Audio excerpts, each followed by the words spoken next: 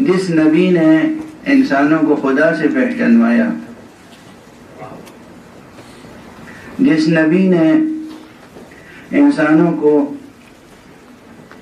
عالم ملکوت کی خبر دی، جس نبی نے انسانوں کو نیکی کی راہ دکھائی، جس نبی نے انسانوں کو آخرت کی خبر دی، جس نبی نے یہ بتایا کہ جنت بھی ہے جہنم بھی ہے، اسی نبی نے یہ کہا کہ یہ وہ ہے جو جہنم سے بچانے والا ہے اور جوانان جنت کا سردار ہے۔ اب یہ کس قدر ستم ہوگا کہ ہم اس حد تک تو رسول کی بات تسلیم کر لیں کہ جنت ہے،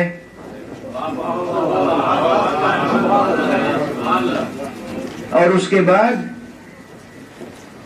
یہ تسلیم نہ کریں کہ جوانان جنت کا کوئی سید و سردار بھی ہے۔ یا کس قدر ستم ہوگا، کیسی نادانی ہوگی، کیسی جہالت ہوگی، کیسی سفاہت ہوگی کہ انسان حضور صلی اللہ علیہ وآلہ وسلم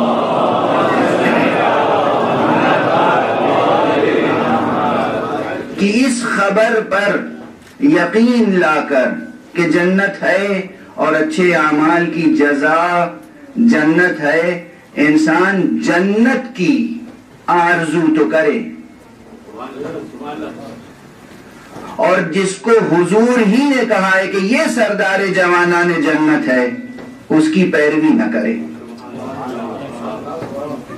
یہ کیسی بلعجبی ہے، کیسی نادانی سی نادانی ہے۔ جنت کی آرزو ہے، کس نے خبر دی جنت کی؟ مسلمانوں میں سے کوئی ہے جو کہے میں جا کے دیکھ کے آیا ہوں جنت ہے؟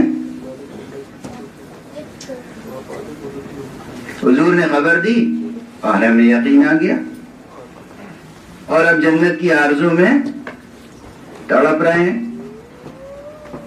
حضور ہی نے کہا کہ یہ جوانان جنت کے سردار ہیں، ان کی پیروی سے گریزاں ہیں۔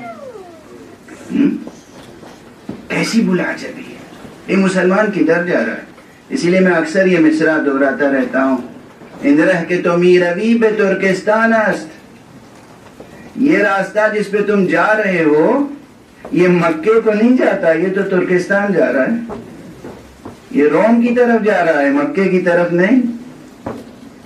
اور ہمارے ہاں اگر نبی صادق و مصدق پر ایمان ہے تو ممکن نہیں ہے کہ مسلمان امام حسین کا دامن نہ تھامے۔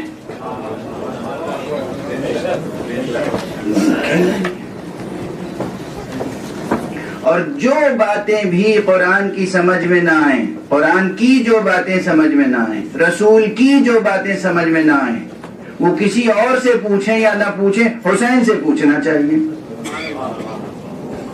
اس لیے کہ یہ بھی تو فرمایا ہے کہ حسین منی وَأَنَا مِنْ حُسَيْن، حسین میرا مجھ سے، میں حسین سے ہوں۔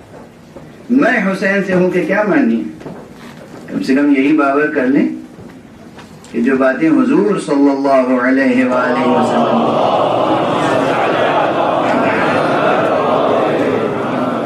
ہماری سمجھ میں نہیں آ رہی ہیں، حضور نے کچھ ارشاد فرمایا ہم نہیں سمجھ پائے، حضور کی کوئی حدیث ہم تک پہنچی، عبارت روشن نہ ہو سکی یا معنی روشن نہ ہو سکے، تو ہم کس سے سمجھنے کی کوشش کریں گے؟ اس سے سمجھنے کی کوشش کریں گے کہ جو ہم زبان پیغمبر بھی نہ ہو۔ دیکھیے زبان کا مسئلہ بہت بڑا مسئلہ ہوتا ہے، ایک صلوات پڑھتے ہیں۔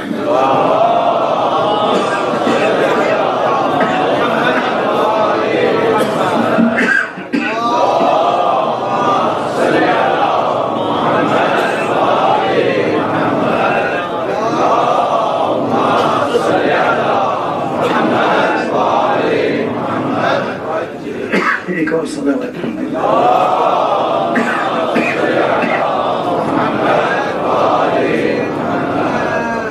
نعرہ تکبیر، نعرہ رسالت، نعرہ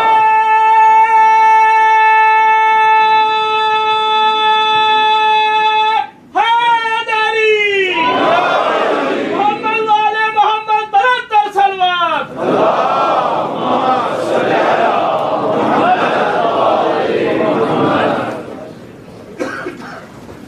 اصل سرکار سید الشہداء علیہ الصلاۃ والسلام کی شخصیت تاریخ اسلام میں اور تعالیم اسلام میں، تعلیمات اسلام میں ایک انتہائی بنیادی شخصیت کی حیثیت رکھتی ہے. اور جب بھی کوئی مطلب، کوئی نکتہ، کوئی حقیقت انسانوں کے لیے متشابہ ہونے لگے، مشتبہ ہونے لگے یا متشابہ ہونے لگے، تو پھر اس کی تصحیح کے لیے جو معیارات ہمارے پاس ہیں ان میں سے ایک بڑا معیار ہے حسین.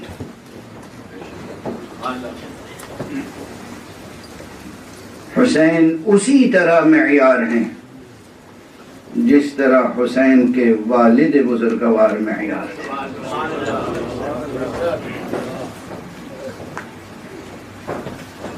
دیکھیے کچھ چیزیں ہیں جن کا اس پورے عرض پہ جتنے مسلمان ہیں سب مل کے انکار نہیں کر سکتے. میں اتحاد کی ایک راہ بتاؤں، جس چیز کا کوئی انکار نہ کر سکے سر جھکا کے اس کا اقرار تو کر لو.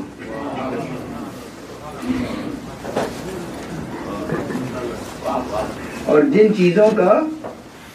چیزوں میں اختلاف ہے، آپ تسلیم کرتے ہیں ہم تسلیم نہیں کرتے، ہم تسلیم کرتے ہیں آپ تسلیم نہیں کرتے، ان پہ اصرار نہ کریں.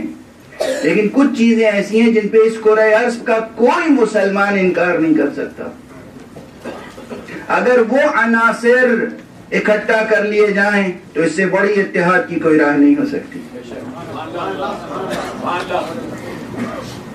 اب آپ فہرست بنائیں اور جو ذیلی اور ضمنی موشگافیاں ہیں ان میں نہ پڑیں. یہ ابتدائی بات عرض کر رہا ہوں میں. مثلا میں مثال کے طور پہ عرض کر رہا ہوں، اگرچہ وہ بھی مسئلہ بہت بڑا ہے. اللہ کی وحدانیت، اللہ ہے، بات یہیں سے شروع ہوتی ہے، اور وہ اللہ ایک ہے. اب یہ ایک ہے کی تفسیر میں اختلاف ہے. اللہ اکبر، یہ اندازہ ہے آپ کو؟ اللہ ایک ہے تو کیسا ایک ہے؟ بہت سو میں سے ایک ہے یا تنہا ایک ہے؟ یہ بہت بڑی بحث ہے جسے میں نے بہت آسان کر کے عرض کرنے کی کوشش کی ہے. یعنی اس کی وحدانیت، اس کی وحدت عددی ہے یا وحدت غیر عددی ہے؟ نیومیریکل وننس ہے یا ان نیومیریکل وننس ہے؟ دیکھیے آپ کی آنکھیں کھل گئیں. پہلی ہی منزل ہے نا، اللہ ایک ہے. سب مسلمان کہتے ہیں اللہ ایک ہے. اس کے بعد اختلاف کس پہ ہو جاتا ہے؟ ایک کہتا ہے نیومیریکل وننس، دوسرا کہتا ہے ان نیومیریکل وننس. ایک کہتا ہے وحدت عددی، ایک کہتا ہے وحدت غیر عددی. ایک کہتا ہے وحدت شخصی، ایک کہتا ہے وحدت نوعی. اب بتائیے، توحید پہلا ہی کلمہ، پہلی منزل. تو اختلافات شروع ہو گئے نا.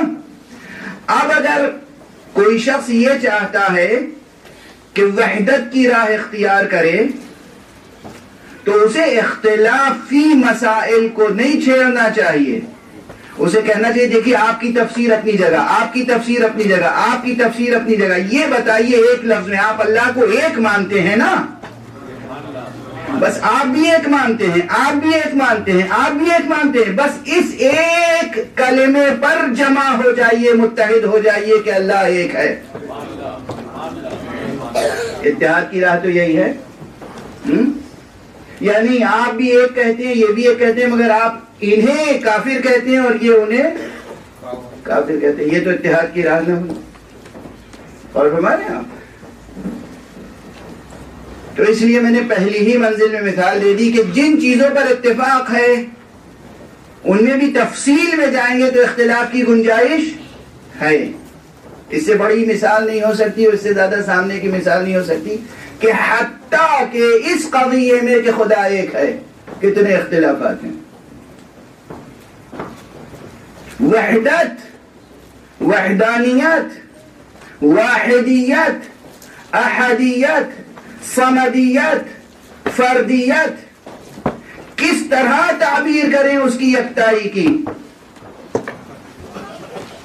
بہتر یہ ہے کہ ہم اپنی تفسیریں اپنے سینوں میں رکھیں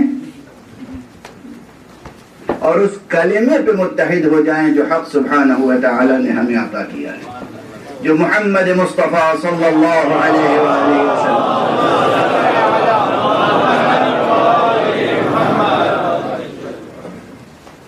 یہ ایک بات، اللہ ایک ہے، بس اس پہ متحد ہو جائیے۔ ایک کی تفسیر اپنے جیب سے نہ کیجیے، اپنے پاس سے اس کی تفسیر نہ کیجیے، بس اللہ ایک ہے، احد ہے، صمد ہے۔ اس کے بعد نبوت کا ایک سلسلہ ہے، اور ازرو قرآن آخری نبی کون ہے؟ محمد مصطفیٰ صلی اللہ علیہ وسلم۔ اب ان کے بعد نبوت نہیں ہے، نبوت ختم ہو گئی، سلسلہ نزول وحی، وحی تشریعی ختم، اس پہ متحد ہو جائیے۔ اس کے بعد اللہ اور رسول کو مان لینے کے بعد اب مسئلہ یہ کہ رسول کو کس حیثیت سے مانا ہے اور اللہ کو کس حیثیت سے مانا ہے۔ اگر اللہ اور رسول کو واقعاً دل سے مانا ہے تو پھر قرآن مجید میں جو کچھ کہا گیا ہے اس سے اختلاف نہ کیجیے، اور جو امر ثابت ہو کہ مصطفیٰ نے یہ فرمایا ہے، پھر وہی بات، جس کا کوئی انکار کرنے والا نہ ہو اس کا دل سے اقرار کیجیے۔ مشکل کیا ہے؟ مثلا حدیث کے باب میں سیرت مصطفیٰ صلی اللہ علیہ وآلہ وسلم،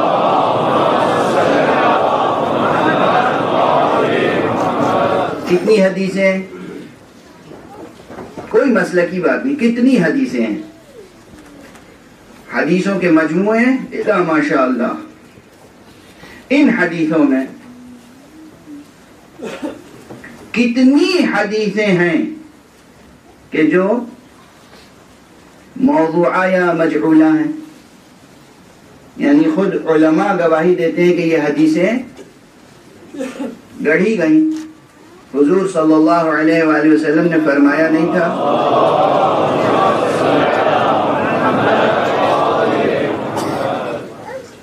لوگوں نے حضور کی طرف اقوال منسوب کر دیے، اور یہ کام خود حضور کی زندگی سے شروع ہو گیا تھا، بعد میں نہیں، حضرت صلی اللہ علیہ وسلم کی حیات طیبہ میں شروع ہو گیا تھا یہ کام۔ چنانچہ یہ حدیث بھی موجود ہے کہ حضور نے فرمایا کہ من کذب علی متعمدا فلیتبوأ مقعدہ من النار، جو میری طرف کوئی جھوٹی بات منسوب کرے اس کا ٹھکانہ جہنم ہے۔ تو یہ کام شروع ہو گیا تھا، اور آپ کو یہ بتاؤں کہ حدیث گڑھنے والوں نے بہت سی حدیثیں بڑی نیک نیتی سے گڑھی ہیں۔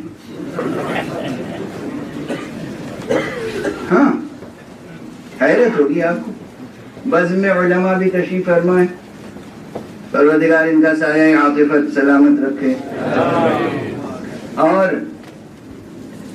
جن کا کام ہی یہی ہے شب و روز کہ وہ پرکھیں اور دیکھیں، بلکہ میں کہتا ہوں اردو زبان میں تو یہی لفظ استعمال ہوگا کہ سونگھ کر بتائیں کن لفظوں میں دہن عصمت کی نکھت پائی جاتی ہے، کن عبارتوں میں خوشبو دہن معصوم پائی جاتی ہے اور کس میں نہیں پائی جاتی۔ یہ کام ہے، اور یہ وہی کر سکتے ہیں کہ جنہوں نے خود اپنے مشام جاں کو اتنا پاکیزہ رکھا ہو، اتنی طہارت ہو جن میں کہ وہ فرق کر سکیں کہ دنیا کے بے رنگ اور پھیکے پھولوں کی مہک کیسی ہوتی ہے اور جنت کے گلابوں کی خوشبو کیسی ہوتی ہے۔ تو علماء کا یہ کام ہے۔ بہرحال تو حدیث کا ایک ذخیرہ ہے، اور جو کہ جملہ آ گیا تھا تو میں وضاحت کر دوں کہ بہت سے لوگوں نے نیک نیتی سے کڑھی ہیں حدیثیں، روایتیں۔ وہ کیا؟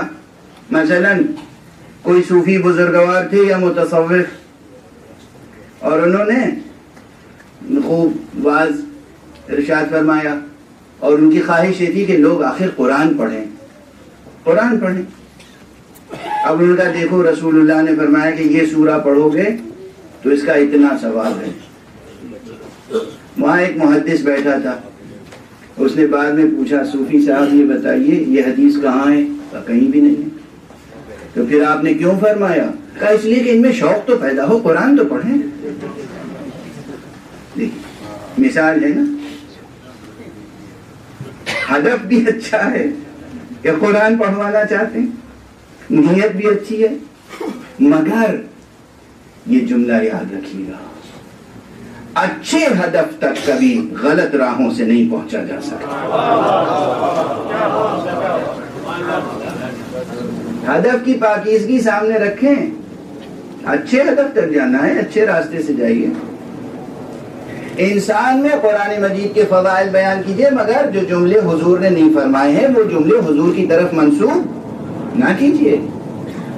اسی طرح بہت سی اور مثالیں دی جا سکتی ہیں جو میں اب اس سے حذر کروں گا کہ حدیث کا سرمایہ ہے، اور اس میں بہت سی حدیثیں جھوٹی ہیں، بہت سی حدیثیں ایسی ہیں کہ جن کے بارے میں ہم نہیں کہہ سکتے کہ جھوٹی ہیں، مگر یہ کہ اس سلسلہ سند ضعیف ہے، کمزور ہے، تو اسے یقین سے نہیں کہہ سکتے کہ ہاں حضور نے یہ فرمایا تھا یا نہیں فرمایا تھا۔ کچھ حدیثیں صحیح ہیں، یعنی سند صحیح ہے، اور ہمارے یہاں لیکن یہ جو سند صحیح ہے ایک ہی یا دو نقل کرنے والے ہیں، اس سے زیادہ نہیں ہے، تو یہاں بھی شبہ باقی رہ جاتا ہے کہ دراصل پیغمبر نے واقعاً کیا لفظیں استعمال کی ہوں گی۔ اب یہ فقیہ کا کام ہے کہ کوئی ایک صحیح حدیث ہے، ایک حدیث ہے اور سلسلہ صحیح ہے، مگر آپ تصور فرمائیے، میں پھر مثال یہیں کی دوں، آپ حضرات ماشاءاللہ 21ویں صدی کا ذہن رکھتے ہیں، یہ بچے، یہ جوان بہت ذہین ہیں۔ جب میری آج تقریر ختم ہو جائے تو ان میں سے کسی سے پوچھیے گا مولانا نے کیا تقریر کی، کیا کہا، بیسک پوائنٹ کیا تھا، کہا کیا تھا، اصل لفظیں کیا تھی، دو چیزیں الگ الگ، ٹاپک کیا تھا۔ میں سمجھتا ہوں کہ ایک تقریباً یا 6ٹھی تقریر ہے یا 7ویں تقریر ہے، اور جو عنوان ہے میں روز دہرا رہا ہوں، اور وہ ایک مصرع ہے، لیکن بعض حضرات اب بھی ایسے ہوں گے جن کی طبیعت میں موزونیت نہیں ہوگی یا اردو سے مانوس نہیں ہوں گے، ان سے کہیے ٹاپک کیا تھا تو وہ اس مصرے کو کم سے کم ناموزوں کر کے تو بتائیں گے،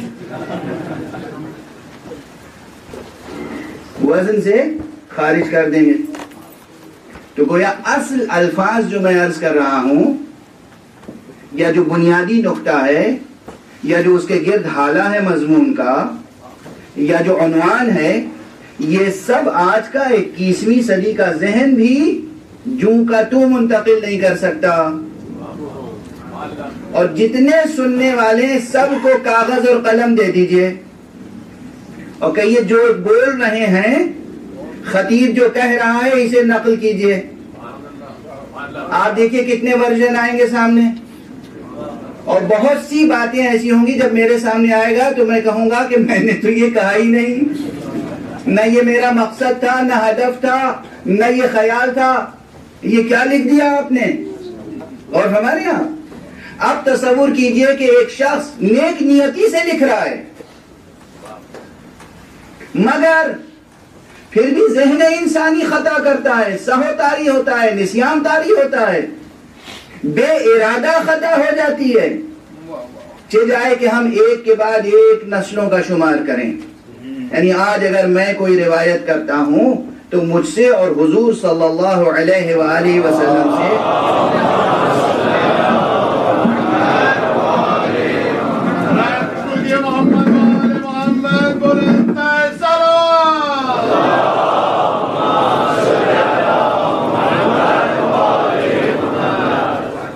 تقریباً 60 65 یا 70 واسطے ہوتے ہیں. ایک آدمی کی عمر اگر 50 سال گنی جائے تو 100 برس میں کم سے کم 2 راوی تو چاہیے. 1400 برس میں 28 چاہیے تو 50 برس اگر تسلیم کر لیں. لیکن عام طور پر یہ معیار تو ہے نہیں کہ واقعاً 50 برس کا ہر راوی مل جائے. تقریباً حضور صلی اللہ علیہ وسلم سے آج تک کہیں 50 کہیں 55 کہیں 60 کہیں 65 کہیں 70 کڑیاں ہیں. بہت عالی سند ہوگی اگر کہیں 40-42 واسطوں کے بعد حضور تک حدیث کا سلسلہ پہنچ جائے. یہ جو 40-42 یا 50 یا 60 یا 70 راوی ہیں سب کے سب دیندار صحیح، مگر ان میں سے ہر ایک کی صحت کیسی تھی، مزاج کیسا تھا، حافظہ کیسا تھا، واقعاً بعین ہی ایک زیر زبر کے فرق کے بغیر روایت کی یا مضمون نقل کر دیا. اور ہمارے یہاں اس لیے کسی ایک صحیح سند کے ساتھ جو روایت پہنچے اس پر بھی پورا اعتماد کر کے یہ نہیں کہا جا سکتا کہ بعین ہی رسول نے یہ فرمایا تھا. اور اسی لیے فتووں میں اختلاف ہوتا ہے. سمجھ میں آئی آپ کو بات؟ فتووں میں اختلاف اس لیے نہیں ہوتا کہ فقہاء اپنی رائے شامل کرتے ہیں. فتووں میں اختلاف اس لیے ہوتا ہے کہ جو حدیث پہنچی ہے اس سے ہم کیا سمجھے، ہم نے اس پہ اعتماد کیا یا نہیں کیا. میں نے اعتماد کر لیا اور دوسرے عالم نے اعتماد نہیں کیا، انہیں اور حدیثیں سامنے تھی پیش نظر. اب بس اس سے زیادہ میں ٹیکنیکل بحث آگے نہیں بڑھاؤں گا. تو جو حدیثیں ہیں ان تمام حدیثوں پر اعتماد نہیں کیا جا سکتا مگر وہ حدیثیں جو متواتر ہیں. متواتر کسے کہتے ہیں؟ متواتر کی تعریف یہ ہے کہ اتنے لوگوں نے نقل کیا ہو کہ جس میں خطا کا امکان نہ ہو. اور ہمارے یہاں ایک حدیث کوئی ایک راوی ہے، ایک حدیث کا 2 راوی ہے، ایک حدیث کے 3 راوی ہیں، 4 ہیں، 10 ہیں، 12 ہیں. اور اگر کوئی ایسی حدیث ہے کہ اس کے 110 سے زیادہ ہیں، 110 سے زیادہ صحابی کہہ رہے ہیں کہ میں نے رسول اللہ کو یہ کہتے ہوئے سنا، تو ایسی حدیثوں کا روئے زمین پر کوئی محدث نہیں ہے جو انکار کر سکے. تو بس دست ادب جوڑ کے عرض کر رہا ہوں کہ قرآن کے بعد ان حدیثوں کی فہرست بنا لیجئے جو اتنے راویوں نے نقل کی ہو، اس انداز سے نقل کی ہو جسے تواتر کا درجہ دیا جا سکے. اب صحاح نہ گنیے، متواترات گنیے. توجہ فرمائیں آپ، یہ نہ گنیے کہ صحیح سند سے کتنی حدیثیں پہنچی ہیں، یہ ذرا گن کے بتائیے متواتر حدیثیں کتنی ہیں؟ اور خدا کی قسم قرآن کی قسم نبوت کی قسم جب متواتر حدیثوں کی فہرست بنائیں گے تو سب سے پہلے درجے پر وہ حدیث آئے گی جو خدیر کے منبر سے ارشاد فرمائی گئی۔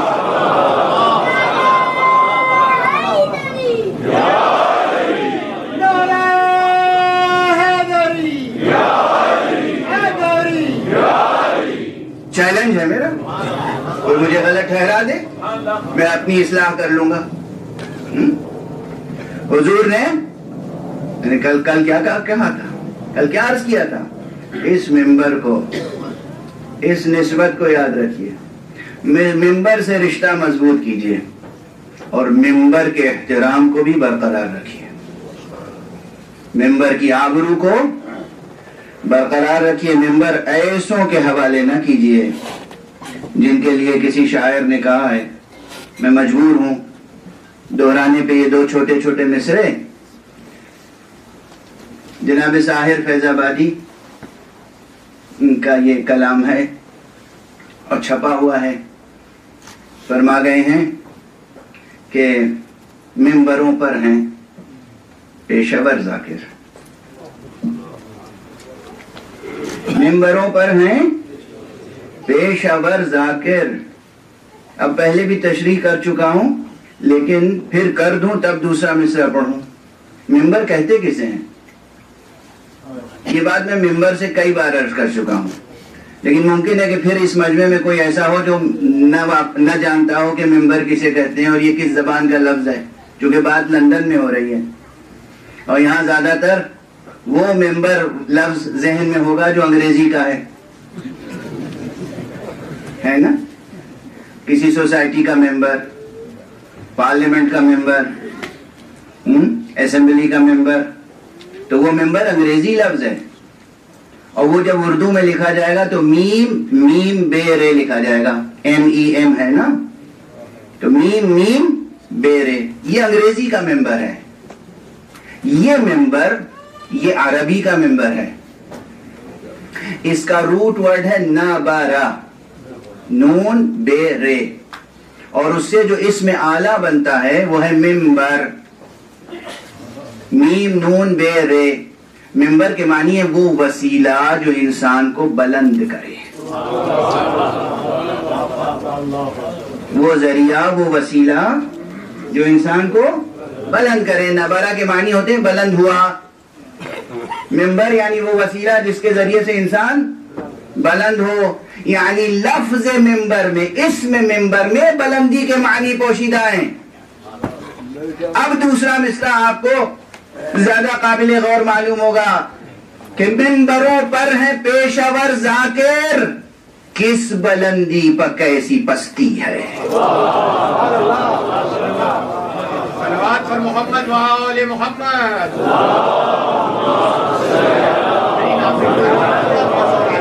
سلامات پڑھتے ہوئے محمد و آل محمد، بلند سلامات پڑھیں اور آگے چلیں۔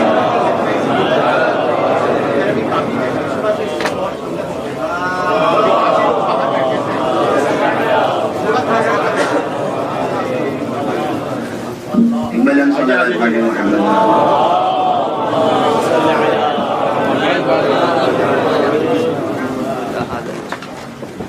بارے دیگر نعرے سلامات۔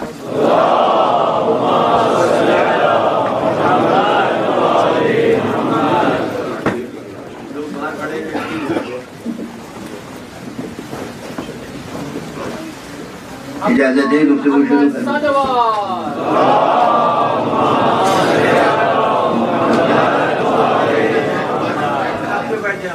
تخت پہ تشریف لے آئیں صلوات پر اور محمد و سنیے، آل محمد۔ آپ بھی تخت پہ آ جائیے، یہاں سے پانی دینے میں آسانی ہے۔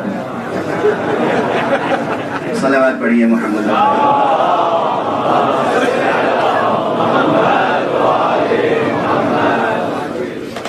ایک اور بلند تر صلوات۔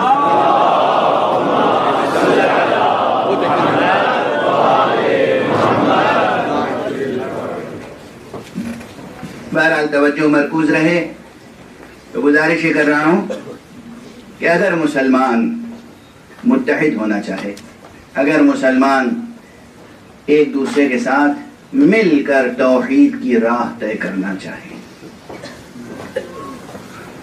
تو اس کا طریقہ صرف یہ ہے کہ ہم ان چیزوں پر متحد اور متفق ہو جائیں جن میں کوئی اختلاف کرنے والا نہیں ہے.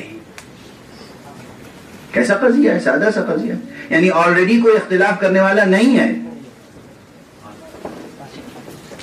تو اس پر متفق ہونا کون سی بڑی بات ہے. یہ تو تحصیل حاصل ہے ایک لحاظ سے جو کہہ رہا ہوں میں. کوئی کہہ سکتا ہے آپ کہہ کیا رہے ہیں؟ ایک طرف آپ کہہ رہے ہیں کوئی اختلاف کرنے والا نہیں ہے، پھر کہہ رہے ہیں متفق ہو جائیے. اس کے کیا معنی ہوتے ہیں؟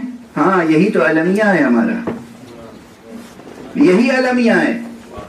ہمارے پاس ایسی چیزیں ہیں جن میں اختلاف کی گنجائش نہیں ہے اور پھر بھی ہم مختلف فیہ بنا دیتے ہیں اسے.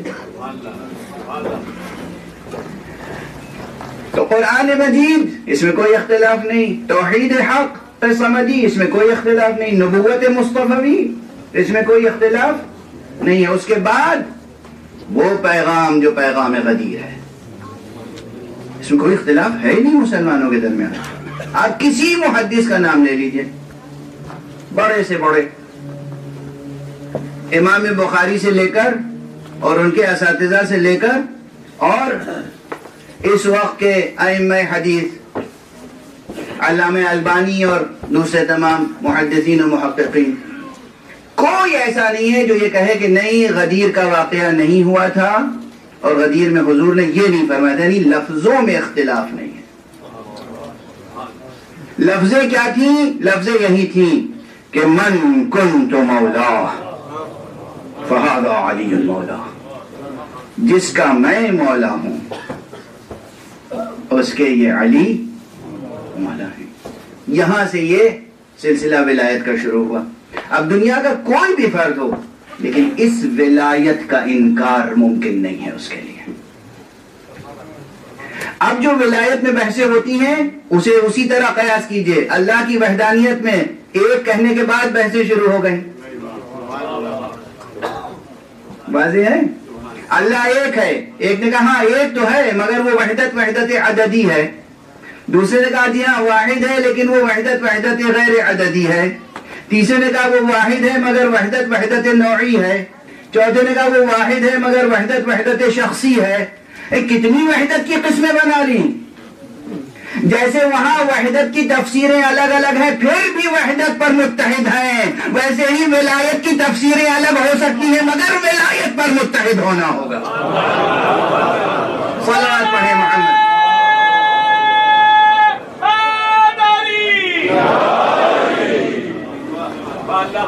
جس طرح خدا کی قسم جس طرح ہم وحدت ذات باری سے الگ نہیں ہو سکتے اسی طرح ہم ولایت علوی سے الگ نہیں ہو سکتے.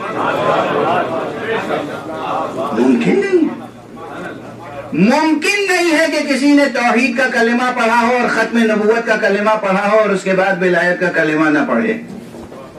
ممکن نہیں ہے.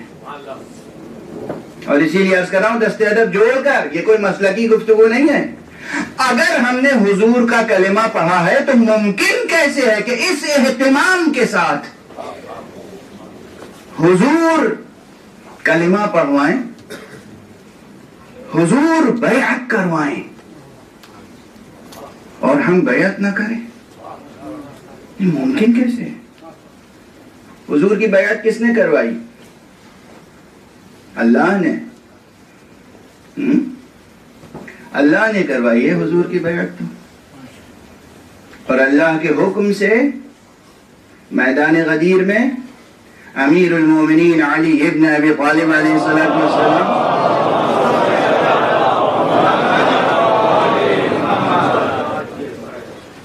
کی بیعت کس نے کروائی ہے؟ خود حضور نے صلی اللہ علیہ وآلہ وسلم. یہ وہ ثابت حقیقتیں ہیں جن سے کوئی انکار نہیں کر سکتا. اور کیا فرمایا ہے حضرت علی کے بارے میں؟ یہ بھی حدیث ہے. فرمایا کہ الحق مع علی وعلی مع الحق یا علی مع الحق والحق مع علی. صلوات پڑھیے.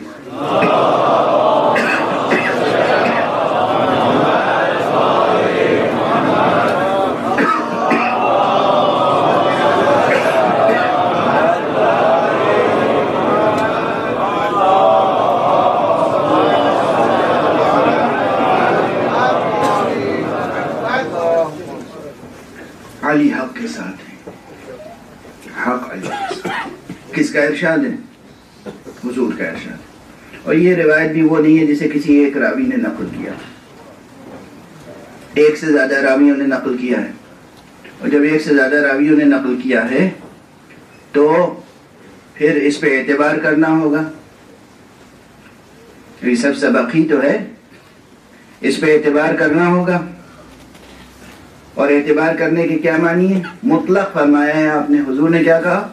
علی حق کے ساتھ ہیں اور حق علی کے ساتھ ہے، اور بس یہی نہیں کہا، اس کے بعد آپ نے ہاتھوں کو بلند کیا اور فرمایا اللہم ادر الحق حیثما دار علی، اے پروردگار حق کو ادھر موڑ دے جدھر علی مڑ جائے۔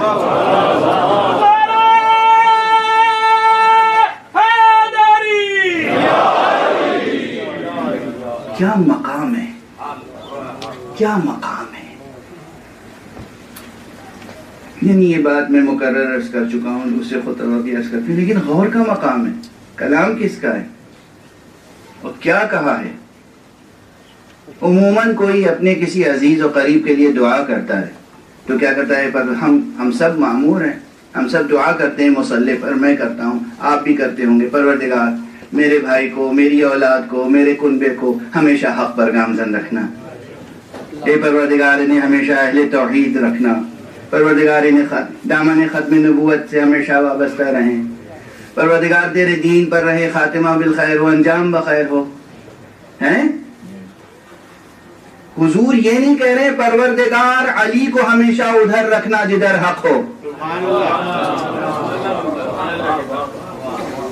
غور ہمارے یہاں حضور کے جملے ہیں، یہ نہیں کہہ رہے اے اللہ یہ اعلان تو کر دیا میں نے کہ علی حق کے ساتھ ہے اور حق علی کے ساتھ، پروردگار یہ تو اس وقت تک کی بات ہے، آئندہ زندگی میں میرے اللہ علی کو ہمیشہ حق پر رکھنا، یہ نہیں کہہ رہے ہیں۔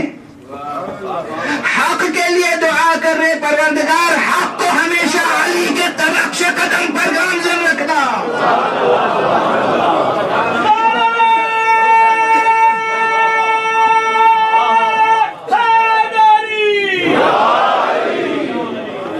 کیا مقام ہے، کیا منزلت ہے! یہی تو سبب ہے جو ہم کہتے ہیں کہ دراصل صراط مستقیم علی کا نام ہے۔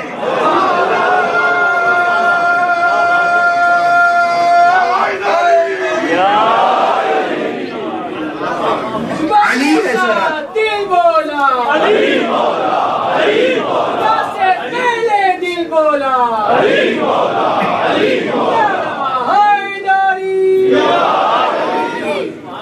اب یہ وہ مقام ہے جسے کوئی محدث دیانتدار انکار نہیں کر سکتا، مگر یہ کہ اس نے اپنا ضمیر بیچ دیا ہو، مگر یہ کہ وہ کسی یزید کے ہاتھوں بک گیا ہو، ورنہ کوئی محدث، کوئی مسلمان کسی مسلک کا، میں چیلنج کر رہا ہوں، کسی مسلک کا کوئی محدث اس حدیث سے انکار نہیں کر سکتا کہ حضور نے فرمایا۔ نظیر میں ایک قول اور لے کر آتے ہیں لوگ، آپ نے شاید نہ سنا ہو تو میری زبانی سن لیجیے، ہے یہ حدیث بھی اور بالکل اسی لہجے میں ہے، لیکن کس کے لیے ہے؟ جناب عمار یاسر کے لیے، جناب عمار یاسر کے لیے جو اقوال ثابت ہیں روایتاً اور درایتاً، اس میں ایک یہ ہے کہ پیغمبر صلی اللہ علیہ وآلہ وسلم نے فرمایا کہ عمار حق پر ہے اور حق عمار کے ساتھ، عمار حق کے ساتھ ہیں اور حق عمار کے ساتھ۔ غور فرمایا آپ نے، یہ حضور نے ارشاد فرمایا، اور ساتھ میں یہ بھی ارشاد فرمایا کہ عمار وہ ہیں جنہیں ایک باغی گروہ قتل کرے گا۔ بس اب میں خاموش ہو جاؤں، بہتر یہی ہے۔ اب جو اہل نظر ہیں، اہل مطالعہ ہیں، ریسرچ اور جستجو کا ذوق رکھتے ہیں، وہ جا کے دیکھیں عمار زندگی بھر کس کے ساتھ رہے، کس کے ساتھ جیے، کس کے ساتھ مرے، کس میدان میں شہید ہوئے اور کس نے قتل کیا۔ جس نے بھی قتل کیا ہو، پیغمبر پہلے کہہ چکے ہیں وہ باغی ہوگا۔ اب مسلمان یہ طے کرے باغیوں کے ساتھ رہنا ہے یا وفاداروں کے ساتھ.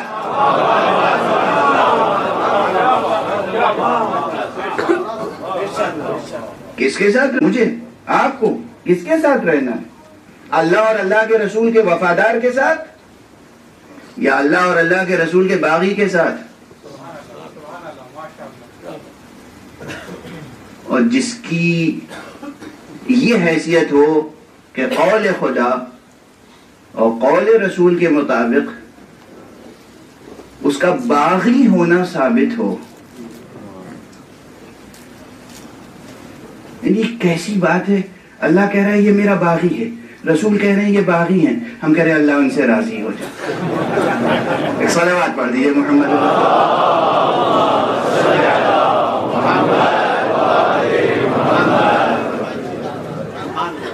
ایک اور بلند صلوات.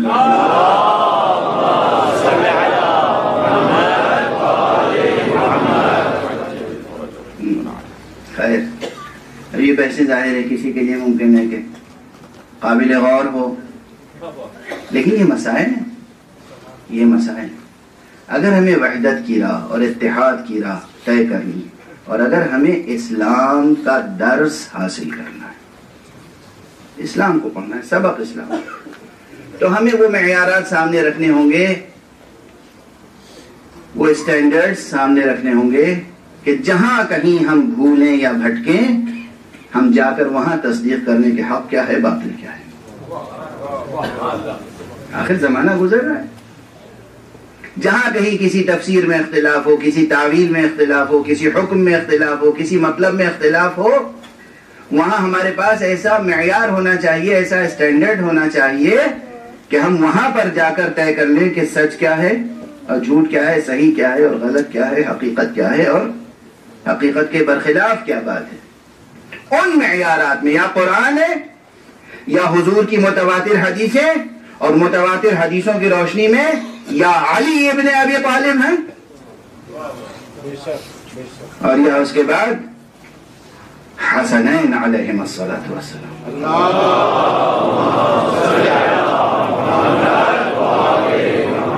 حسن اور حسین. بالکل مکتبی انداز سے گفتگو کر رہا ہوں میں، جیسے مکتب میں باتیں ہوتی ہیں 2 اور 2 4 کی طرح، بالکل مکتبی انداز میں کوئی بھی سن لے اور اس پر غور کرے، اور اگر میں غلط نتائج اخذ کر رہا ہوں تو میری اصلاح فرما دے. یا اللہ یا رسول یا پھر رسول کے ارشادات کی روشنی میں امیر المؤمنین علی ابن ابی طالب علیہ الصلوۃ والسلام،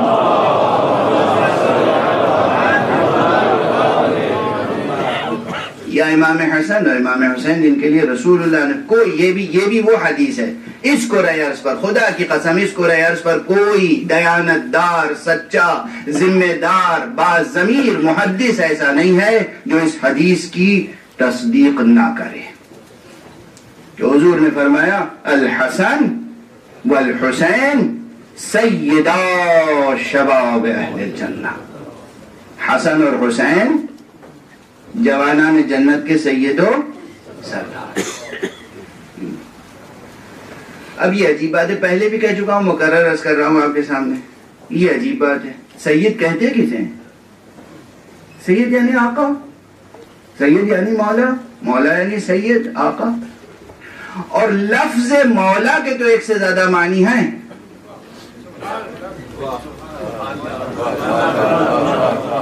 لفظ سید کے اس لحاظ سے ایک سے زیادہ معنی نہیں ہے. باللفظ مولا بہت عجیب و غریب ہے. مولا آقا کو بھی کہتے ہیں عربی میں، مولا غلام کو بھی کہتے ہیں. یہ عربی زبان ایسی زبان ہے کہ اس میں بہت ڈائیورسٹی ہے، بہت عجیب و غریب لسانیاتی اعجاز ہے اس زبان میں.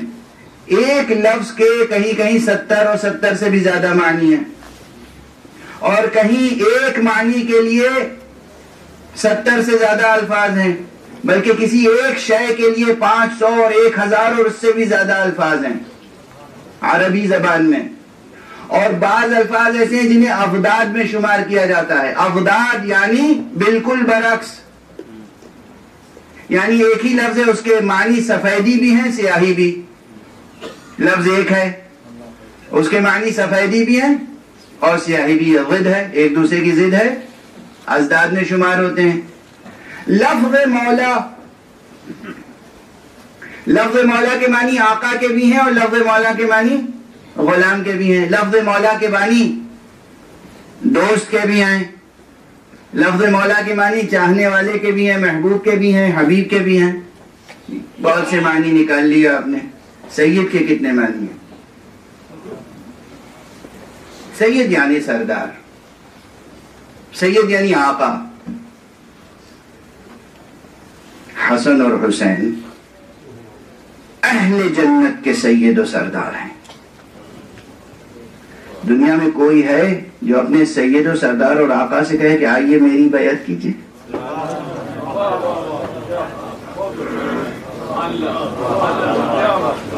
اور ہمارے یہاں یہ سید کہا کس نے؟ یہ سید کس نے کہا ہے؟ کسی انجمن نے بیٹھ کے سید بنا دیا. ایک انجمن نے بیٹھ کے سید بنا دیا. ایسا تو نہیں ہوا نا؟ اور ہمارے ہاں اب اس سے زیادہ صاف مصرع تو فوراً فی البدیہہ ہو نہیں سکتا. ایک انجمن نے بیٹھ کے سید بنا دیا. اس سے زیادہ برجستہ مصرع فی البدیہہ میں نہیں کہہ سکتا. اب یہ جہاں بھی جا رہا ہو، جس انجمن تک بھی جا رہا ہو، تو ایسا نہیں ہے کہ ایک انجمن نے بیٹھ کے سید بنا دیا. جو سید کائنات ہے، جسے اللہ نے سید کائنات بنایا ہے، جسے اللہ نے امام المرسلین بنایا ہے، جسے اللہ نے خاتم النبیین بنایا ہے، اس نبی نے اعلان کیا کہ یہ جنت کے سردار ہیں. ہر مسلمان جنت کا متمنی ہے تو یہ خیال رکھے کہ کچھ آداب بھی ہوتے ہیں، کچھ آداب بھی ہوتے ہیں. آپ جنت میں جانا چاہتے ہیں اور جنت کے سردار سے کہتے ہیں آئیے میری بیعت کیجیے. کیا منطق ہے؟ اب بالکل وقت ختم ہو چکا، آج بہت تیزی سے گزر گیا. کچھ وقت آپ نے سرو کیا، کچھ میری کھانسی نے. اب بہرحال دامن وقت میں گنجائش نہیں ہے، لیکن کچھ مطالب آپ تک سادہ زبان میں پہنچ گئے. جس طرح ذات پیغمبر معیار ہے، اسی طرح ذات امیر المؤمنین علی ابن ابی طالب معیار ہے، اور اسی طرح ذات گرامی سید الشہداء ابو عبداللہ الحسین معیار ہے.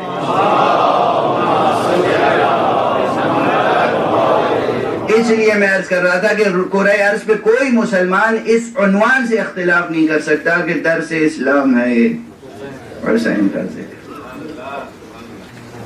اور وہ بھی حسین کون؟ حسین جس کا ذکر پیغمبر کی زبان پر تو ہوا ہی ہے، قرآن مجید میں. اب آپ کہیں گے پہلی مجلس میں غالباً یا دوسری مجلس میں میں نے عرض کیا تھا کہ اس کا جواب لے کے جائیے کہ قرآن مجید میں علی کا ذکر کہاں ہے، اور آج کہہ رہا ہوں اس کا جواب لے کے جائیے کہ قرآن مجید میں حسین کا ذکر کہاں ہے. کتنے مقامات ہیں قرآن مجید میں جہاں حضرت سید الشہداء ابو عبداللہ الحسین کے علاوہ ان مفاہیم کا کوئی مصداق نظر نہیں آتا جو مفاہیم قرآن نے پیش کیے ہیں. ذرا توجہ رکھیے گا بہت سنجیدگی سے، بہت سنجیدگی سے. پہلی منزل میں تو وہ تمام آیتیں جو خود خمسہ نجبہ سے متعلق ہیں، ان تمام آیتوں میں حسین بھی برابر کے شریک ہیں. آیت تطہیر، آیت تطہیر، کوئی آیت تطہیر کی تفسیر سے حسین کو خارج نہیں کر سکتا. آیہ مودت، کوئی آیہ مودت کی تفسیر سے حسین کو خارج نہیں کر سکتا. آیہ مباہلہ، کوئی آیہ مباہلہ کی تفسیر سے حسین کو خارج نہیں کر سکتا. توجہ فرما رہے ہیں آپ؟ بعض حضرات کو شوق ہوتا ہے پنجتن پاک کی نئی نئی تفسیریں کرتے ہیں، اصل اس تصور کا انکار کرتے ہیں. اور میں مکرر عرض کر چکا ہوں، جب تک قرآن مجید میں یہ دو آیتیں موجود ہیں، آیت تطہیر اور آیت مباہلہ، اس وقت تک نہ پنجتن کا تصور حذف کیا جا سکتا ہے، نہ پنجتن کی فہرست بدلی جا سکتی. کون گیا تھا میدان مباہلہ میں؟ کون گیا تھا؟ یہ مباہلہ ہوا کب ہے؟ قرآنی حقیقت ہے، مباہلہ قرآنی حقیقت ہے. اور حضور صلی اللہ علیہ وآلہ وسلم کی وفات سے بس چند مہینے قبل کا واقعہ ہے. کتنی تعداد ہو چکی تھی مسلمانوں کی، کتنے اسلام لا چکے تھے، کتنے شرف صحابیت سے مشرف ہو چکے تھے، کتنوں سے رسول کے رشتے قائم ہو چکے تھے. تاریخ ہے نا. ظاہری دنیاوی اعتبار سے کتنے افراد تھے جو حضور کے گھر والوں میں شمار تھے. اور ہمارے یہاں لیکن جب مسئلہ توحید حق صمدی کے لیے مباہلے کا ہوا، کوئی اور مسئلہ نہیں، مسئلہ کون سا ہے؟ توحید کا. عجب مسلمان ہیں جو توحید کی جیتی ہوئی جنگ کا بھی تذکرہ نہیں کرتے.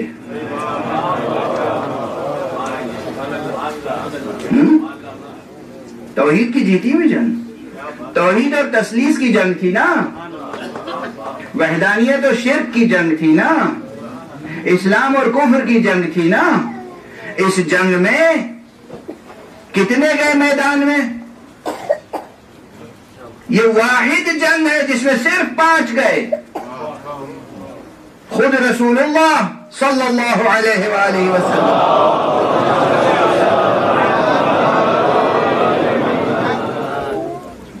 بی بی جناب سیدہ جناب امیر المومنین علی ابن ابی طالب علیہ السلام اور حسنین.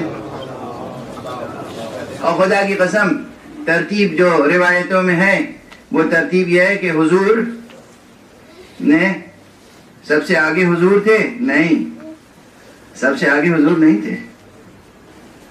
حضور نے اپنی گود میں حسین کو لے لیا تھا. اب بتائیے سب سے آگے کون تھا؟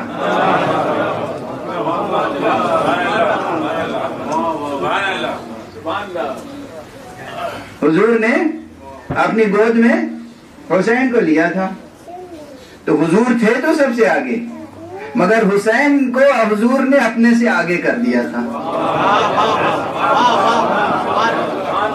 گود میں حسین اور ایک ہاتھ میں حسن کی انگلی تھامے ہوئے، آگے آگے پیغمبر، پوشت پر جناب زہرا، اور اس کے بعد جناب امیر المومنین علی ابن ابی طالب علیہ السلام، نفس رسول. اب ذرا اس ظرافت اور لطافت اور نزاکت کو سمجھیے. آیت مباہلہ پڑھیے. کیا ہے آیت؟ فَمَنْ حَاجَّكَ مِنْ بَعْدِ مَا جَاءَكَ مِنَ الْعِلْمِ فَقُلْ تَعَالَوْا نَدْعُ أَبْنَاءَنَا وَأَبْنَاءَكُمْ وَنِسَاءَنَا وَنِسَاءَكُمْ وَأَنفُسَنَا وَأَنفُسَكُمْ.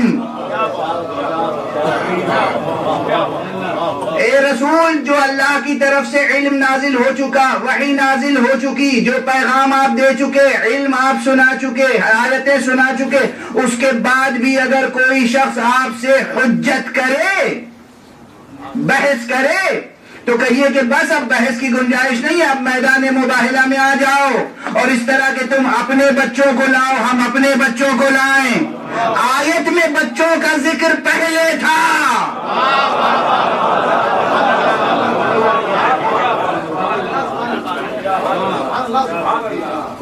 پیروی ایسے ہوتی ہے،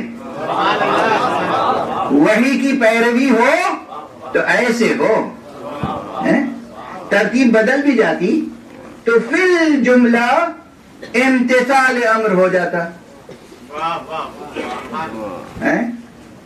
اگر حضور ہوتے، بچے ساتھ میں ہوتے، بیوی ہوتی اور جناب امیر ہوتے، ترتیب یہ نہ ہوتی، تب بھی امتثال امر ہو جاتا۔ یا عموماً ہر جنگ میں علم اور پرچم رسالت کا کس کے ہاتھ میں رہا؟ حضرت علی علیہ السلام کے ہاتھ میں۔ تو اگر پروٹوکول کے طور پر بھی علی آگے آگے ہوتے، اس کے بعد پیغمبر ہوتے اور سب کے آخر میں بی بی ہوتی، اور ساتھ میں بی بی کے ساتھ میں بچے ہوتے، بی بی سلام اللہ علیہا کے ساتھ دونوں بچے ہوتے ماں کے ساتھ، تو بھی امتثال امر ہو جاتا، پنجتن پہنچ جاتے میدان میں۔ اور ہمارے یہاں لیکن یہ ہے مقام امتثال نبوی، جب کوئی معصوم اپنے رب کے حکم کو انجام دیتا ہے تو اس طرح انجام دیتا ہے کہ لفظ بلفظ اگر آیت میں بچوں کا ذکر پہلے ہے تو بچے آگے رہیں گے۔ ابناءنا وابناءکم ونساءنا ونساءکم، اور ہم اپنی عورتوں کو لائیں اور تم اپنی عورتوں کو لاؤ، تو دوسری منزل میں بی بی سیدہ سلام اللہ علیہا ہیں۔ اور پھر وَأَنفُسَنَا وَأَنفُسَكُمْ، ہم اپنے نفسوں کو لائیں، تم اپنے نفسوں کو لاؤ۔ اب جہاں نفس کا مقام ہے وہاں امیر المومنین علی ابن ابی طالب علیہ السلام۔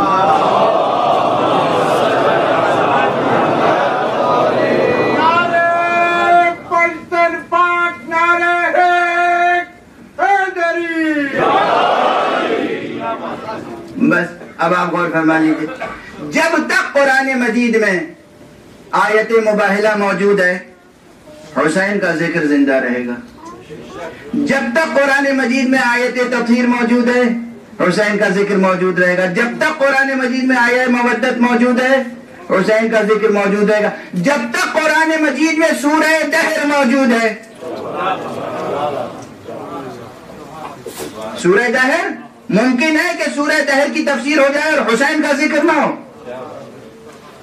اور ہمارے یہاں اب یاد رکھیے گا ذکر حسین قرآن میں کہاں کہاں ہے، یہ صرف فہرست وار گنا رہا ہوں، ایک فہرست بتا رہا ہوں، ہر آیت اور ہر سورے کے ضمن میں بیان تو بہت تفصیلی چاہیے۔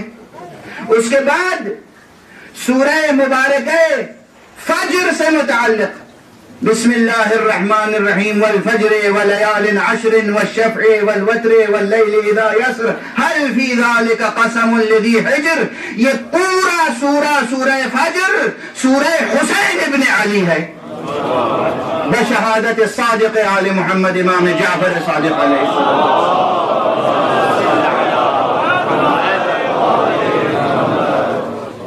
اس کے بعد ابھی فہرست بھی مکمل نہیں ہو پائے گی۔ آج جہاں جہاں خاص آقا حسین کا ذکر ہے قرآن میں، یعنی میں بزرگوں کی بات نہیں کر رہا ہوں، میں تو بہت ہی ناچیز اور حقیر طالب علم ہوں، مگر اگر کئی مہینے تک بھی یہ عنوان صرف ہو قرآن اور حسین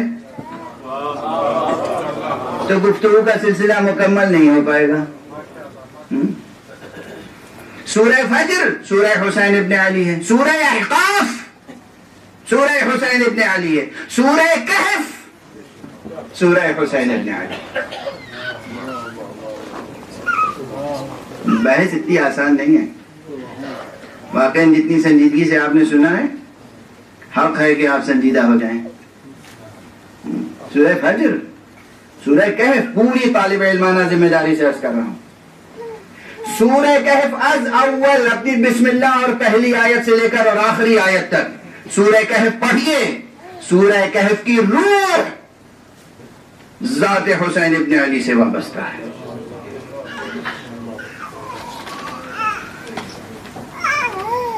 وقت تو بالکل تمام ہو چکا، مگر اگر آپ ایک درود پڑھ کر سہارا دیں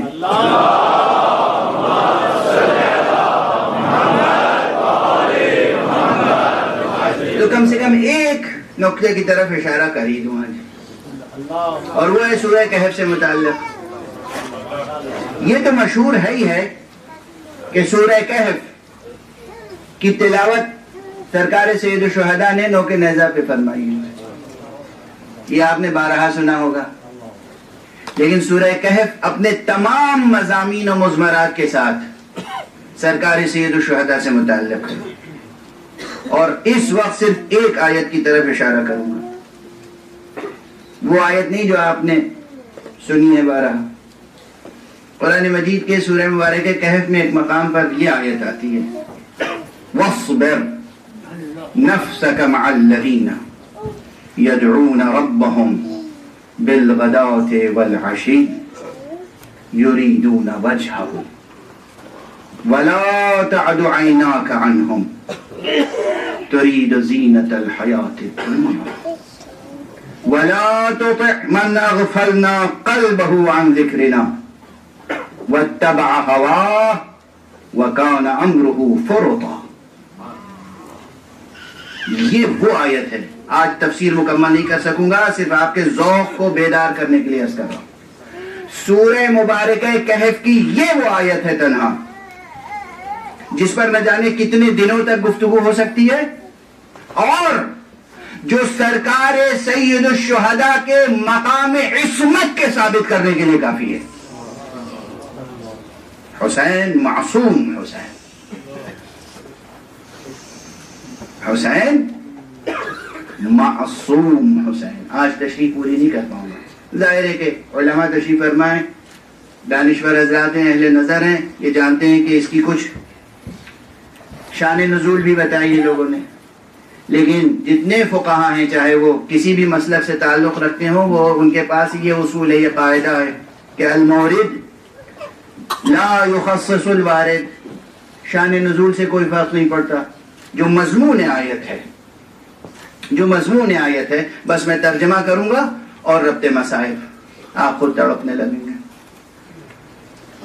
آیت شروع ہوئی ہے وَاصْبِرْ سے، مجھ میں طاقت نہیں ہے کہ اس لفظ کا ترجمہ کر سکوں، لیکن علماء کی موجودگی کی بنا پہ ایک جملہ کہہ رہا ہوں۔ ہمارا علم فقہ بہت ترقی کر چکا ہے مگر ابھی بھی ناقص ہے، اور سب سے بڑا ثبوت یہ ہے کہ آیات احکام کے ضمن میں اس آیت کا ذکر ہی نہیں ہوتا، جبکہ اس آیت میں ایک صیغہ امر کا ہے، دو صیغے نہیں کے ہیں، اور امر اور نہیں، امر اور نہیں تکلیف آور ہے، امر اور نہیں کہیں نہیں ملے گی آیات احکام کی اس فہرست میں، یہی اس طالب علم کا معروضہ ہے۔ وَاصْبِرْ صیغہ امر کا ہے، صبر کرو، ظاہری ترجمہ یہ صبر کرو۔ وَاصْبِرْ مَعَ الَّذِينَ وَاصْبِرْ نَفْسَكَ مَعَ الَّذِينَ يَدْعُونَ رَبَّهُمْ بِالْغَدَاةِ وَالْعَشِيِّ يُرِيدُونَ وَجْهَهُ، اپنے آپ کو ان لوگوں کے ساتھ ثابت قدم رکھو جو دن رات ہمیشہ ہر لمحہ ہر آن بس خدا کو یاد کرتے ہیں، اور خدا کو یاد کرنے کا مقصد بھی کچھ اور نہیں ہوتا بجز خدا۔ توجہ رکھنا عزیزو، کہاں سے کہاں بات پہنچ رہی ہے۔ نماز ہم بھی پڑھتے ہیں، آپ بھی پڑھتے ہیں، دعائیں کرتے ہیں، مگر کس لیے دعائیں کرتے ہیں؟ اپنی دنیا کے لیے دعائیں کرتے ہیں۔ توجہ ہے، بات کہاں پہنچ گئی؟ ہم دعائیں کرتے ہیں، نماز شب پڑھتے ہیں، نماز شب میں طلب کیا کرتے ہیں؟ اپنی دنیا، پروردگار رزق، پروردگار عافیت۔ یہاں کہہ رہے وَاصْبِرْ نَفْسَكَ مَعَ الَّذِينَ يَدْعُونَ رَبَّهُمْ بِالْغَدَاةِ وَالْعَشِيِّ يُرِيدُونَ وَجْهَهُ، جو دن رات خدا کو یاد کرتے ہیں اور ان کی طلب بھی بس ذات خدا ہے۔ کیا عشق الہی کا مرتبہ ہے، کیا عشق الہی کا مرتبہ ہے۔ اے پروردگار، ہمیں کچھ نہیں چاہیے بجز تیرے۔ اللہ اکبر۔ اس پورے مجمع میں جہاں تک میری آواز جا رہی ہے، مجھے نہیں معلوم کہ کوئی ایسا ہوگا جس کی صدائے حال یہ ہو کہ پروردگار ہمیں کچھ نہیں چاہیے بجز تیرے، کچھ نہیں چاہیے بجز تیرے۔ اب آپ بتائیے کہ کسی نے اس پر عمل کیا؟ وَاصْبِرْ نَفْسَكَ مَعَ الَّذِينَ يَدْعُونَ رَبَّهُمْ بِالْغَدَاةِ وَالْعَشِيِّ يُرِيدُونَ وَجْهَهُ. یہاں تک تو امر ہے، صیغہ امر. وَاصْبِرْ صیغہ امر. اس کے بعد وَلَا تَعْدُ عَيْنَاكَ عَنْهُمْ تُرِيدُ زِينَةَ الْحَيَاةِ الدُّنْيَا. اور ان سے یعنی وہ کلاس، وہ طبقہ جو دن رات ذکر خدا کرتا ہے اور اس لیے کرتا ہے کہ اس کی طلب صرف خدا ہے، ان سے تم اپنی نظر بھی نہ ہٹانا. وَلَا تَعْدُ عَيْنَاكَ. ان سے تجاوز نہ کرنا، ان سے ہٹانا نہیں، اپنی نظر نہ ہٹانا، پلک جھپکنے نہ پائے. کیا منزلت ہے! کون ہے اس کائنات میں جس نے اس آیت پہ عمل کیا ہو؟ کون ہے اس کائنات میں جس نے اس آیت پہ عمل کیا ہو؟ وَلَا تَعْدُ عَيْنَاكَ عَنْهُمْ تُرِيدُ زِينَةَ الْحَيَاةِ الدُّنْيَا. دنیا کی زیب و زینت کے لیے ان سے اپنی نظر نہ ہٹانا، تجاوز نہ کرنا. اور وَلَا تُطِعْ، وَلَا تَعْدُ پہلی نہیں، وَلَا تُطِعْ دوسری نہیں. وَلَا تُطِعْ کا کیا ترجمہ ہوگا؟ اور اطاعت نہ کرنا. بیعت کا تقاضا کیا ہوتا ہے؟ بیعت کسے کہتے ہیں؟ اطاعت کو نا. بیعت کے یہی معنی ہوتے ہیں کہ ہم اطاعت کریں گے. خدا کہہ رہا ہے اور اطاعت نہ کرنا اس کی. وَلَا تُطِعْ، اور اس کی ہرگز اطاعت نہ کرنا کہ جس کے دل کو ہم نے اپنے ذکر سے غافل بنا دیا ہے. اور جو اپنے امور میں حد سے تجاوز کرنے والا ہے، وَاتَّبَعَ هَوَاهُ، اور جس نے اپنے خواہشات نفس کی پیروی کی ہے، اور اس کے معاملات وَكَانَ أَمْرُهُ فُرُطًا، اور اس کے معاملات حد سے تجاوز کر چکے ہیں. جو حد سے تجاوز کر چکا ہو، جو اپنے نفس کا بندہ بن چکا ہو، جس کے دل میں یاد خدا باقی نہ ہو، اس کی اطاعت نہ کرنا. اس کے معنی یہ ہے کہ اگر کسی فاسق، فاجر، ظالم حکمراں کی بیعت طلب کی جائے تو یہ آیت آ کے بڑھ کے کہتی ہے کہ ہرگز بیعت نہ کرنا.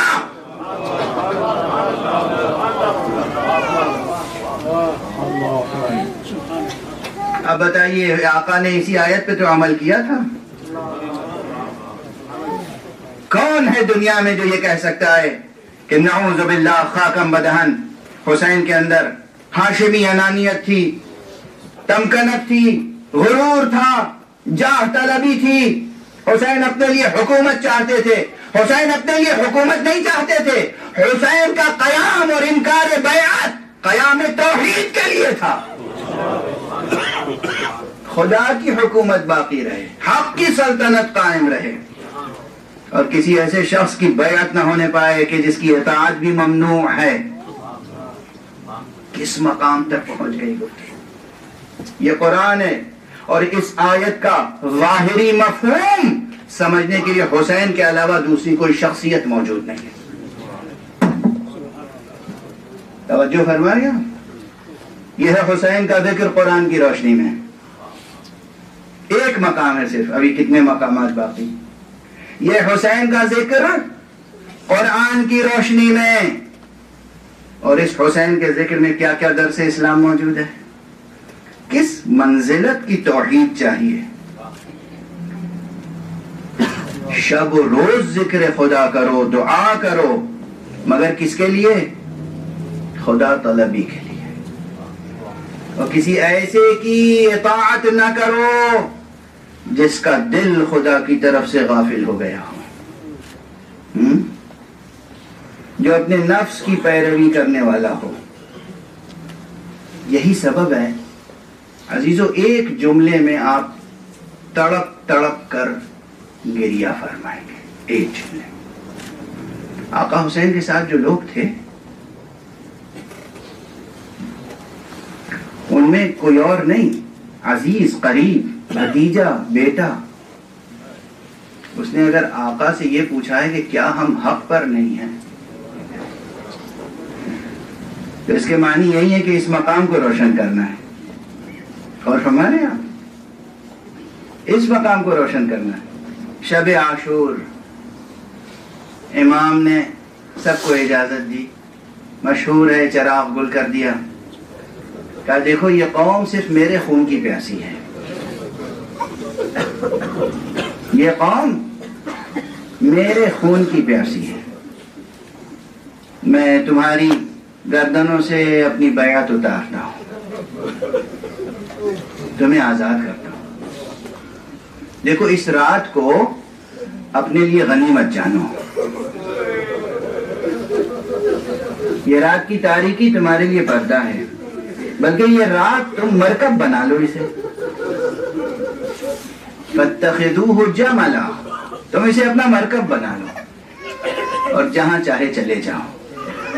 بعض تذکروں میں یہ بھی ہے جملہ موجود کہ اگر تم تنہا نہیں جاتے، غیرت مانے ہے، تو میرے اہل بیت میں سے ایک ایک بچے کا ہاتھ پکڑو اور چلے جاؤ،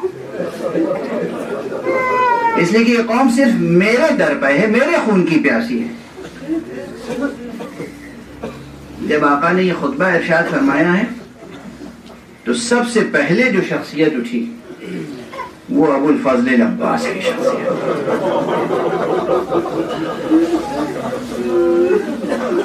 ایک خطبہ ارشاد فرمایا، اس وقت میں اس خطبے کو نہیں دہراؤں گا، انشاءاللہ پرسوں کی مجلس میں 8 محرم کی مجلس میں آقا کا تذکرہ ہو۔ اہل بیت میں سے بنو ہاشم میں سے جناب عباس اٹھے، اور اس کے بعد اصحاب میں حبیب ابن مظاہر اٹھے، اور سب نے اپنی وفاداریاں پیش کی۔ ایک بچہ تھا امام حسن کا،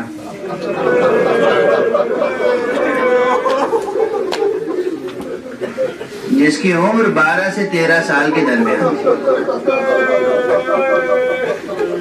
روایتوں میں ہے بالاتفاق کہ ابھی یہ بچہ بالغ نہیں ہوا تھا، لم یبلغ الحلم، ابھی بالغ نہیں ہوا تھا یہ بچہ، یہ سب متفق علیہ، اتفاق ہے اس پہ سب، اور بچہ حسین اتنا تھا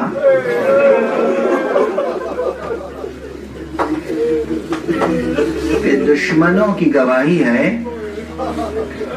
صبح عاشور جب یہ بچہ جنگ کے لیے نکلا ہے تو دشمن نے کہا ہے کہ ہمیں ایسا لگ رہا تھا جیسے چاند کا کوئی ٹکڑا سامنے آ گیا۔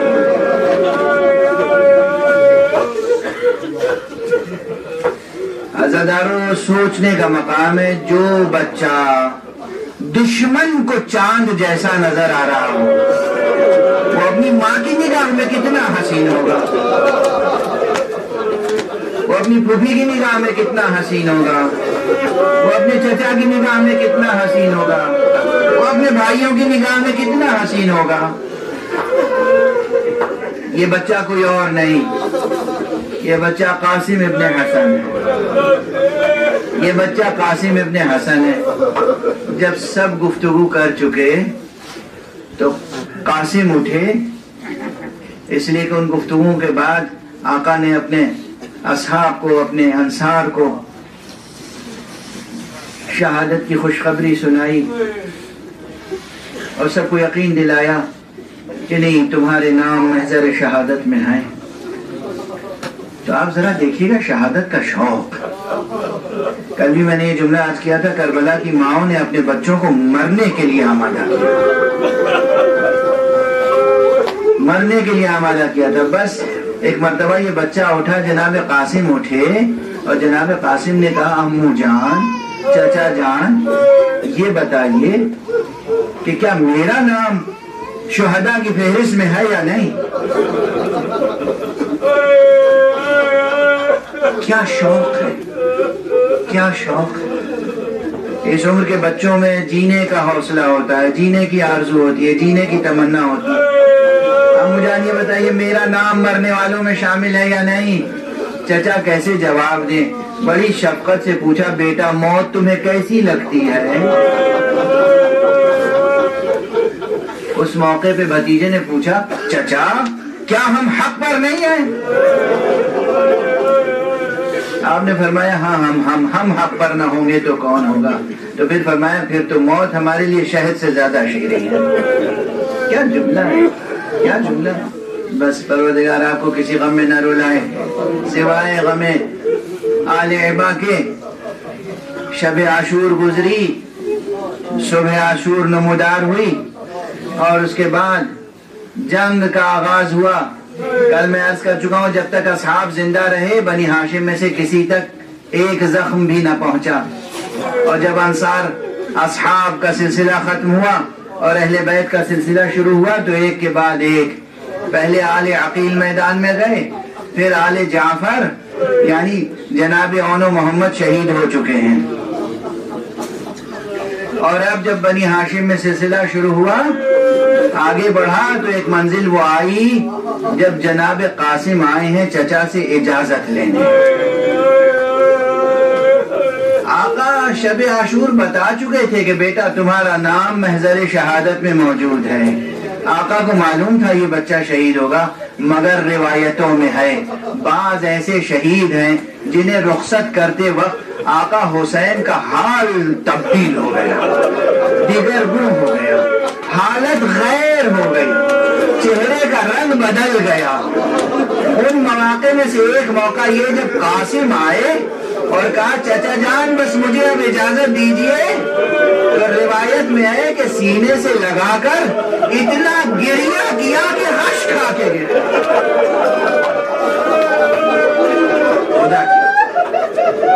خدا کی قسم آپ کو حق ہے کہ جناب قاسم کے لیے جس قدر گریہ کرے کم، اس لیے کہ حسین نے گریہ کیا ہے، اتنا گریہ کیا ہے، اتنا گریہ کیا ہے کہ غش کھا کے گر گئے۔ اور اس کے بعد اٹھنے کے بعد قاسم کو رخصت کیا مگر بےتابی کے ساتھ۔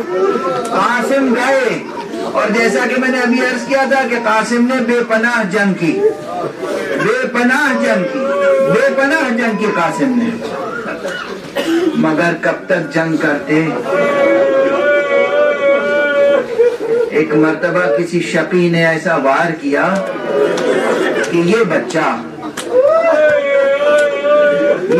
جو اس طرح میدان میں گیا تھا، اب یہ سب چونکہ آپ حضرات اکثر سنتے رہتے ہیں تو میں بہت سی باتیں یہ سوچتا ہوں کہ ذکر نہ کروں وقت کی تنگی کی بنا پر، لیکن بہرحال یہ دو باتیں بہرحال یاد دہانی سے تعلق رکھتی ہیں۔ روایات میں ہے دشمن راوی نے کہا ہے کہ یہ بچہ ایسا تھا جس کے جسم پر زرہ نہیں تھی،